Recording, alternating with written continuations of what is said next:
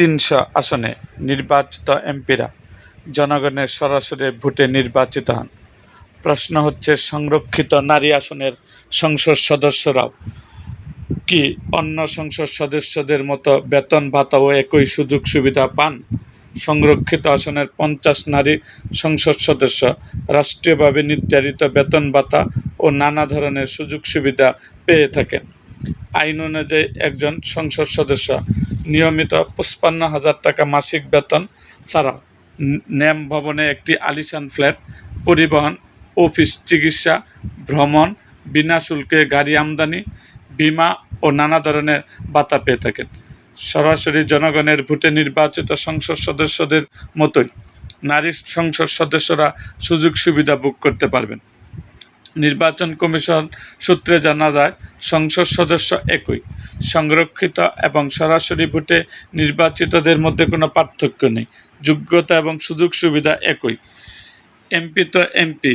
একজন নির্বাচিত এমপি বেতন ভাতাসহ নানা ধরনের সুযোগ সুবিধা ভোগ করেন। সংরক্ষিত নারী সংসদ সদস্যরাও একই ধরনের সুযোগ সুবিধা পাবেন। নির্বাচন কমিশন জানান, একজন নারী সংসদ সদস্য প্রতি মাসে ৫৫,০০০ টাকা মূল বেতন পান। এর পাশাপাশি তিনি মাসে ১২,৫০০ টাকা নির্বাচনী এলাকা ভাতা পান। এছাড়াও মাসিক ৫,০০০ টাকা আপ্যায়ন ভাতা দেওয়া হয়। নারী সংসদ সদস্যরা মাসিক ৭০,০০০ টাকা পরিবহন ভাতা পান। এই ভাতার মধ্যে জ্বালানি, গাড়ির রক্ষণাবেক্ষণ খরচ এবং চালকের বেতন অন্তর্ভুক্ত থাকে। নির্বাচিত এলাকায় অফিস পরিচালনার জন্য মাসিক ১৫,০০০ টাকা অফিস ব্যয় ভাতা দেওয়া হয়। এসব সুযোগ সুবিধা সরাসরি জনগণের ভোটে নির্বাচিত সংসদ সদস্যরাও পান। এছাড়া ব্যক্তিগত ব্যবহারের জন্য সংসদ সদস্যরা মাসে আরও কিছু ভাতা পান।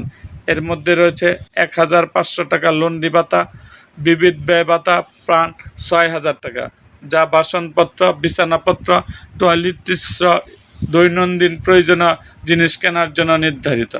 সংসদ সদস্যদের জন্য বড় সুবিধাগুলোর একটি হলো শুল্ক ও করমুক্ত গাড়ি আমদানি সুবিধা।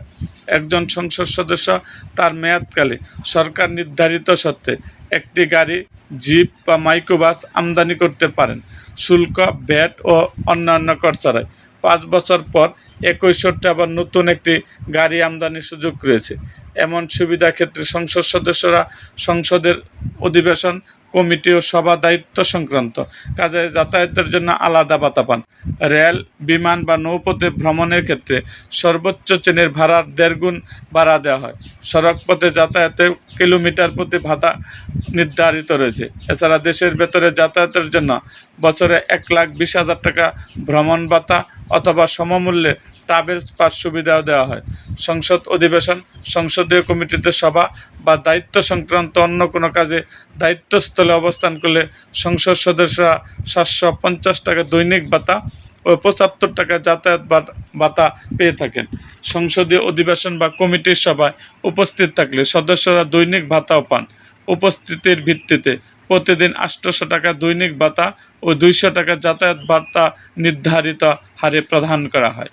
চিকিৎসা সুবিধার ক্ষেত্রে সংসদ সদস্য ও তাদের পরিবার সরকারি প্রথম শ্রেণীর কর্মকর্তাদের সমমানের চিকিৎসা সুবিধা পান। পাশাপাশি মাসিক ৭০০ টাকা চিকিৎসা ভাতা দেওয়া হয়। নিরাপত্তা বিষয়টি বিবেচনা রেখে সংসদ সদস্যদের জন্য সরকারিভাবে ১০ লাখ টাকার বিমা সুবিধা রাখা হয়েছে। দায়িত্ব পালনকালে দুর্ঘটনায় মৃত্যু বা স্থায়ী পঙ্গুত্বের ক্ষেত্রে এই বিমা কার্যকর হয়।